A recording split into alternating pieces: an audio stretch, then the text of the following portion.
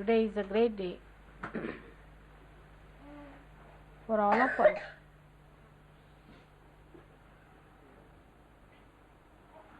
to be jubilant that the primordial being himself incarnated on this earth as Sri Krishna.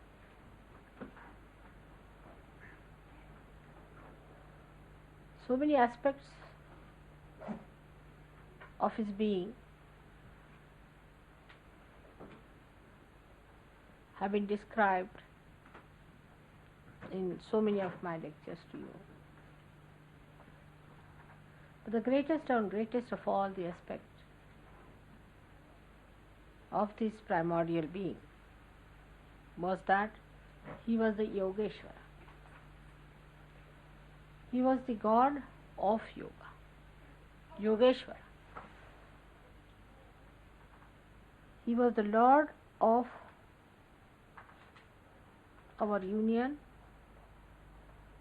with the divine. Without his permission or without his sanction, we cannot be Sahaja Yogis.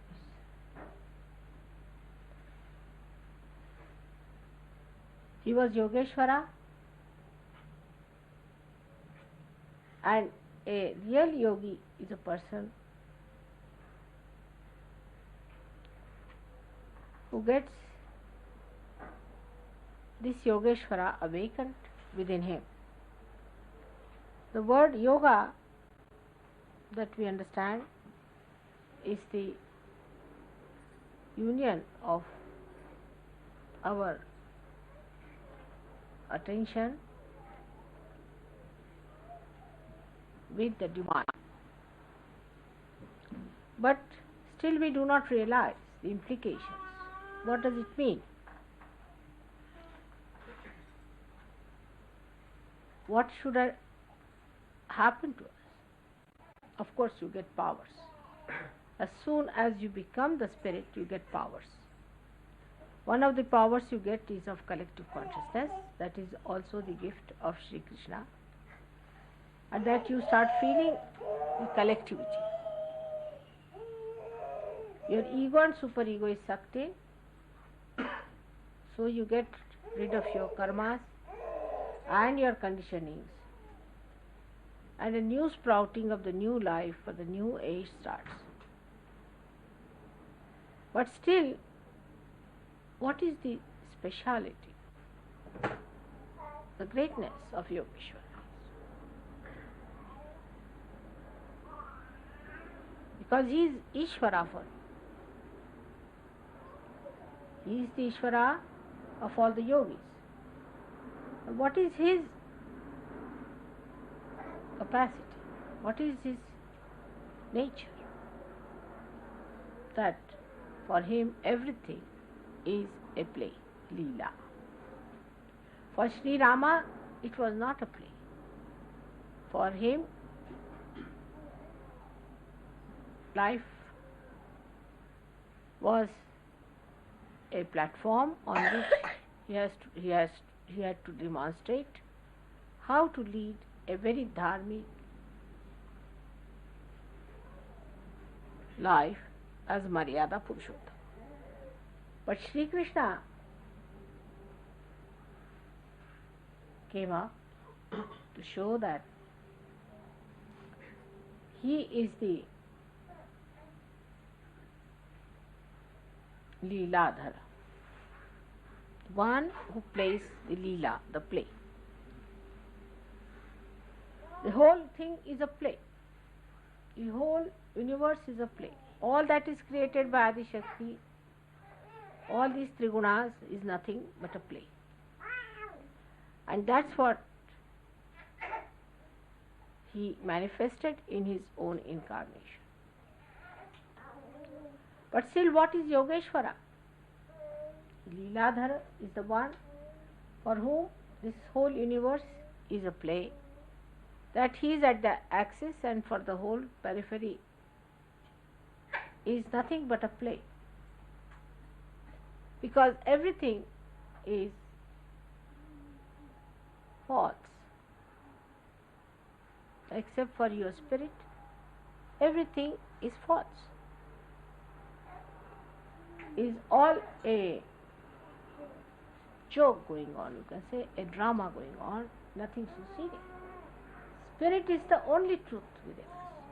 The rest is all untruth. There cannot be many types of truths. In Sanskrit language there is only truth or untruth, satya or asatya. There are no 10 words for truth. So when this happens, this great happening takes place within you. When you become one with spirit, you get powers. Without even your maturity reaching that stage, your understanding reaching that stage, and your heart opening out, you get the powers all right to begin with, so that you have faith with open understanding. You should have faith with experience of it.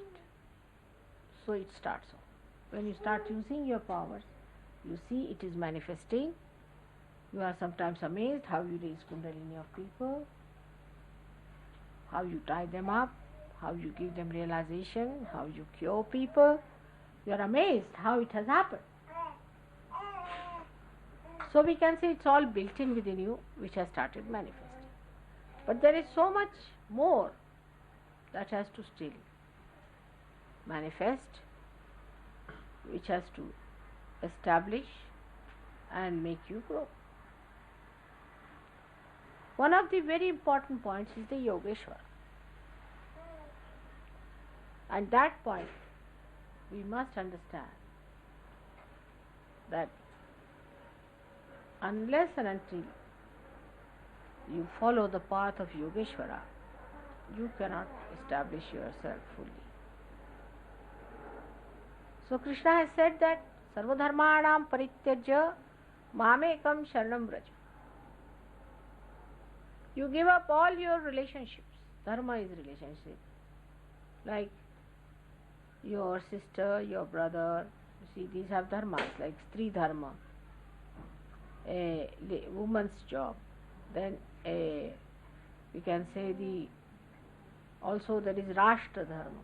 Today is the day of India's freedom also. So we have Rashtra Dharma, like we are patriotic people. Patriotism to your own country is Rashtra Dharma.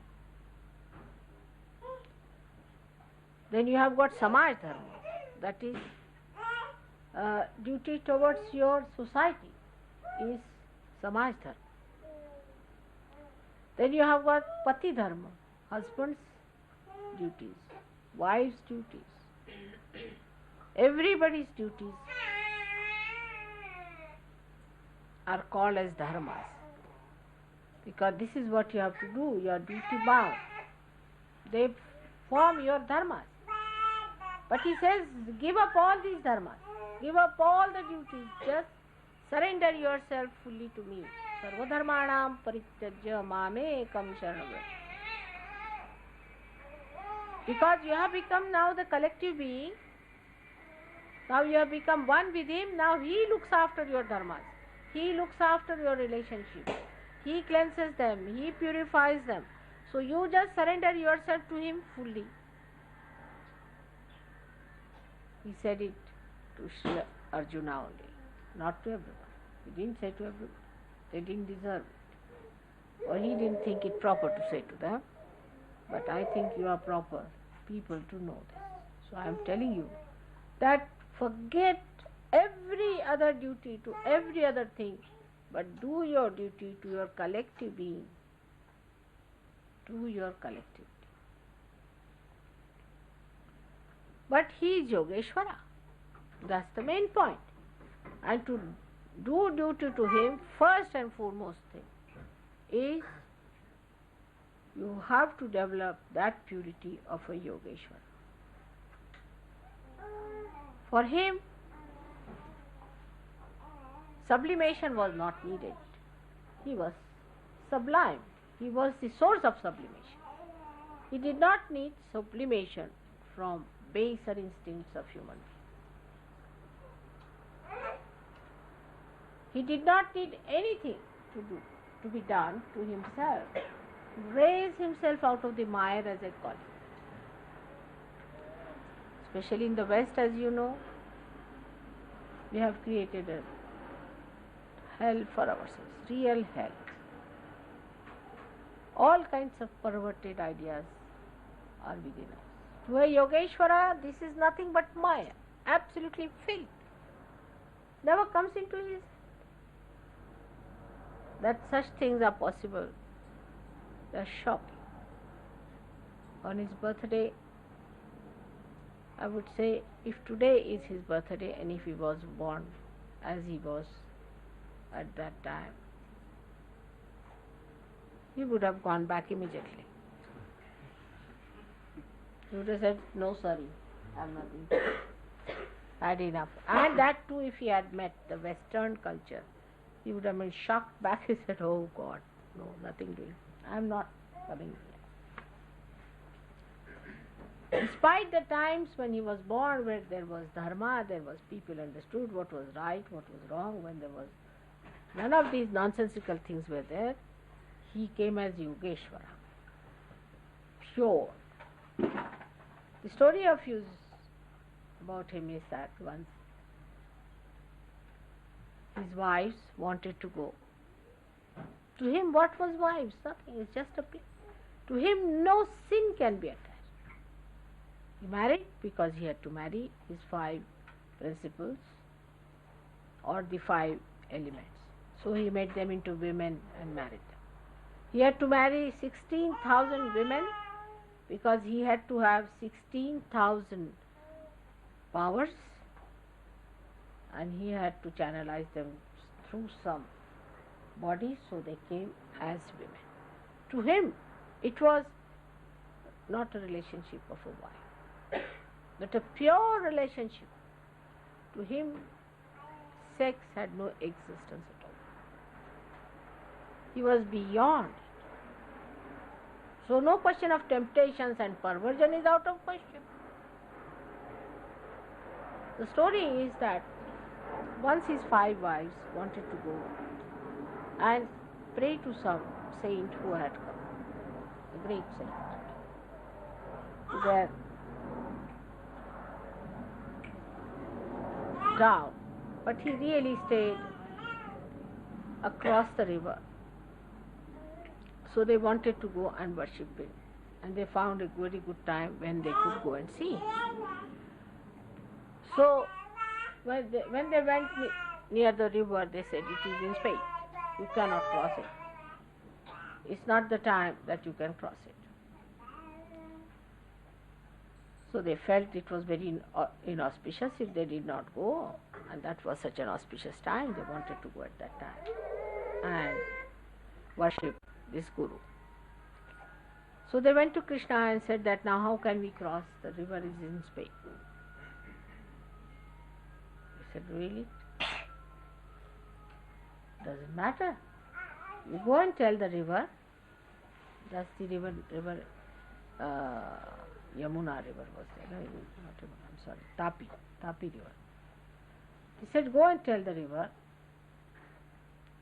that if we have a husband who is Sri Krishna, is a Yogeshwara. That means who never indulge into any sex activity with us. Yogeshwara means a person who has never indulged into any sex relationships. That's not possible. One cannot think of such a thing. Means though he indulged, he never indulged in it. Though he was in it, still he was not there. Like a lotus.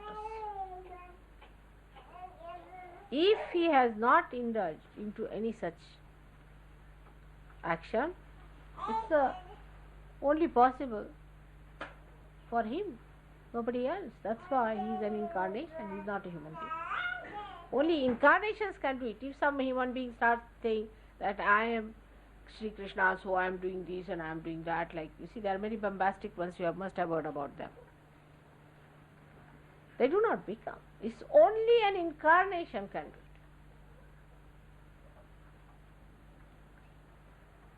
That means Yogeshwara is the one who had incarnated. So they went and told the river that if he is the Yogeshwara, then please you subside. And she went down. So they went to the other side, did the puja to the Guru, and they came back. Again the river was in speed, and they could not cross. So they went to the Guru. This is the sign of a good Guru, or a real Guru, is an incarnated Guru. And they said that, see, we cannot cross, the river is in Spain. So they said, really? How did you come? They said, Sri Krishna asked us that if I am the Yogeshwara, it will go down. You ask the question. And he said, all right, you go and ask the question. That if I am the Mukta,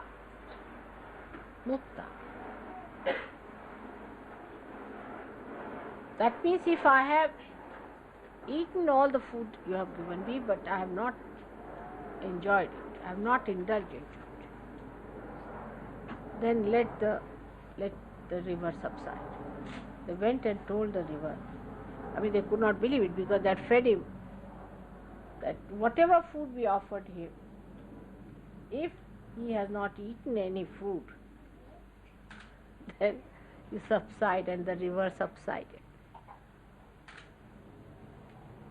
So the moral of the whole thing is that your ideal, again, in this respect is Shri Krishna. Not that you think you are the ideal of the rest. This is the big mistake Sahaja yogis do. They think immediately they have become now Shri Krishna, or they have become something greater, or that there is an ideal that they have imbibed within themselves. It's not so. That one thing one has to know, that is the ideal you have to reach. And your eye should be towards that ideal, and the movement should be towards that. Before that, if you fall into any such thing like perversions and nonsensical sexual things and all that, you must know that you are falling down very badly. It's a possession that is working on you. That's an ideal, they are incarnations. You are not incarnations, nor you can become incarnations. But they are the light which are enlightening your path on which you are walking. They are taking you to the realm where they are the kings and they are the lords. He is Ishvara. He is your Ishvara. You are not Ishvaras, but you are at least the yogis. We have to be the yogis first, then he is our Ishvara. Otherwise he doesn't want to rule you. So what we have to do is to become the yogis first. And one of the signs of a yogi is that he is, in his sex life, extremely pure.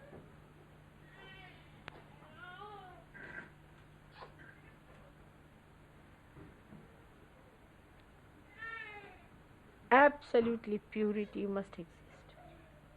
And after some time, one should get beyond it.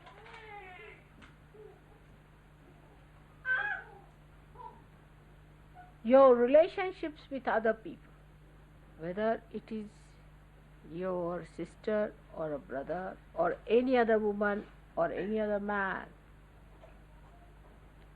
There should be complete purity. And this is extremely important. Now, in the countries like India, people are extremely corrupt, very corrupt, extremely corrupt. You can give them 5 rupees and you can buy anybody there. It's very corrupt, money wise. But people are not so immoral. They know it is immorality. They know. If they do immoral things, they know it is not immoral. In the West, immorality has become a general rule. For them, immorality word should vanish now. It doesn't exist like immorality. Do anything, whatever you like. People don't think of immorality. They don't want to talk of it. It's Victorian. And if somebody says that one should be moral, they start saying he's an hypocrite. They cannot think there can be any connection between human beings and morality in a genuine way. This is big problem we have. It's the biggest problem we have.